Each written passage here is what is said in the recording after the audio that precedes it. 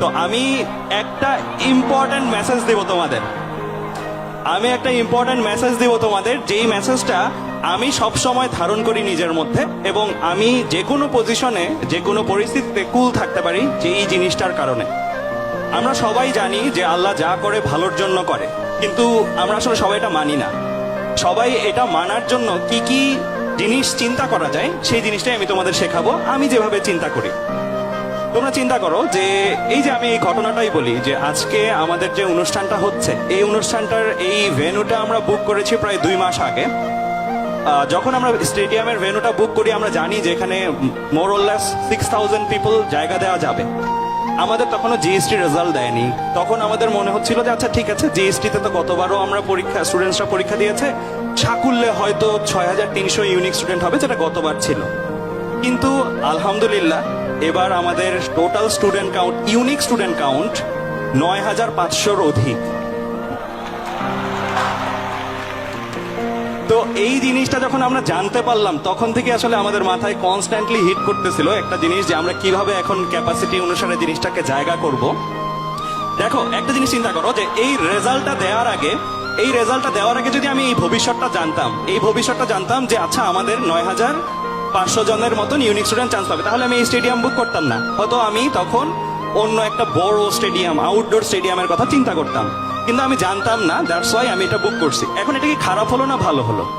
অনেকেই ভাবতে পারো যে খারাপ হয়েছে ভাইয়া, আপনি যদি আগে চলে যেতে পারতেন তাহলে আপনি বড় স্টেডিয়ামে নিতে পারতেন, সবাই সহ করতাম। কিন্তু আমি থিঙ্ক করতেছি কিভাবে, আমার থিঙ্কিংটা কাজ করে এভাবে যে সাপোজ ধরো আমি বড় স্টেডিয়ামটা বুক করতে পারলাম, আমি ধরো ভবিষ্যৎটা কোনোভাবে জেনে যেতে পারলাম। এই ভবিষ্যতে না এসে আমি অল্টারনেট একটা ভবিষ্যতের দিকে আগালাম, যেখানে আমি বড় একটা স্টেডিয়াম বুক করেছি, সবাই আসলো। আল্লাহ না করুক সেখানে এমন একটা দুর্ঘটনা বা এমন একটা অঘটন ঘটলো যেটা বর্তমানের পরিস্থিতির চেয়েও আরো প্রতিকূল। এরকম একটা সিচুয়েশন হইতে পারতো না? হইতে পারতো। আমি আমার মনকে সবসময় এটা বলি যে যা হয়েছে ভালোর জন্য হয়েছে। হতে পারতো এই ভবিষ্যৎটাই আমার জন্য সব থেকে সেফ, সব থেকে ভালো ভবিষ্যৎ।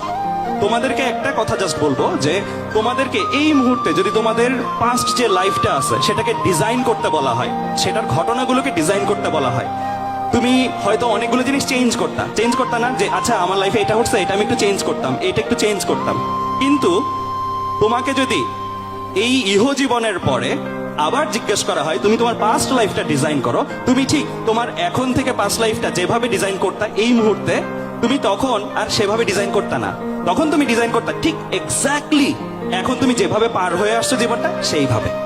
এইটাই হচ্ছে সবচেয়ে বড় ফিলিংস যে আল্লাহ যা করে ভালোর জন্য করে। তোমার থিঙ্ক করতে হবে, হয়তো আমি আমার ক্ষুদ্র লেন্সে আজকে পর্যন্ত ভাবতেছি যা হয়েছে ভালোর জন্য হয় নাই, বাট বড় পিকচারে, বড় লেন্সে তুমি যখন দেখবা জীবনের ব্যাপ্তিটা শুরু থেকে শেষ পর্যন্ত যখন দেখবা, তখন ঠিক তুমি ওই জীবনটাই চাইবা যে জীবনটা তুমি এখন বাঁচতেছো।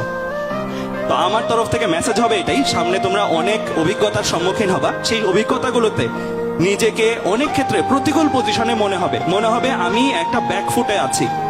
তখন নিজেকে এই বুঝটা দিবা, এই জিনিসটা বোঝাবা যে হতে পারতো আমি যেভাবে ভাবতেছি, যেভাবে হলে ভালো হতো, সেভাবে গেলে আমার লাইফে এরকম একটা ঘটনা ঘটতো যেটা এখনের চেয়েও খারাপ। তো মানুষ তো আসলে মানুষের প্রেজেন্টটা, ইন্টেনশনটাকে ডিসাইড করতে পারে, ফিউচারটা ডিসাইড করতে পারে না, রাইট? মানুষের ফিউচারটা আসলে ডিসাইডেড হয় কিভাবে? আমি এভাবে থিঙ্ক করি যে আমার একটা ফিউচার এক্সিস্টেন্স আছে গডের কাছে বা আল্লাহর কাছে। তো 3টা এক্সিস্টেন্স, আমার পাস্ট, প্রেজেন্ট, ফিউচার, 3টা এক্সিস্টেন্সই সাইমultaneously আছে, রাইট? মানে উনি তো আমাদের 3টা এক্সিস্টেন্সেরই দোয়া শুনতে পান।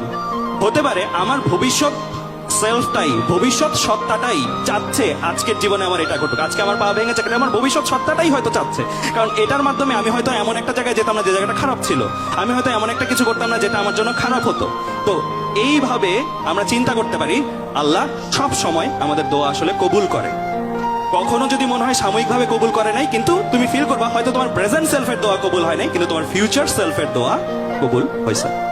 তো আমার তরফ থেকে এই মেসেজটাই থাকবে তোমাদের জন্য। তোমাদের সামনের জীবনে তোমরা নিজেকে কুল রাখতে পারবা ইনশাল্লাহ এই মেসেজটার মাধ্যমে।